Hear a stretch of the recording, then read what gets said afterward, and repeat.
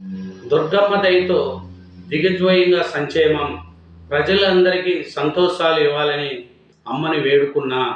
విజయవాడ ఉత్సవంతో దసరా అంటే బెజవాడే గుర్తొస్తుంది. ఆలయ అభివృద్ధికి అన్ని చర్యలు చేపడుతున్నాం. ముఖ్యమంత్రి చంద్రబాబు నాయుడు గారు వెల్లడి. సతీ సమేతంగా వచ్చి అమ్మవారికి పట్టు వస్త్రాలు సమర్పణ. రాష్ట్ర ప్రజలకు సుఖ సంతోషాలు ఇవ్వాలని కనకదుర్గమ్మను ఏడుకున్నానని ముఖ్యమంత్రి చంద్రబాబు చెప్పారు. దుర్గమ్మ దయతో సంక్షేమ కార్యక్రమాలు దిగ్విజయంగా అమలు చేస్తున్నామన్నారు. ప్రాజెక్టులన్నీ జలకాల సంతరించుకున్నాయని, కృష్ణమ్మ పరమల్ల తొక్కుతుందని హర్షం వ్యక్తం చేశారు. దుర్గమ్మ దయతో అందరూ కూడా సుఖ సంతోషాలతో ఉండాలని చంద్రబాబు నాయుడు గారు చెప్తున్నారండి.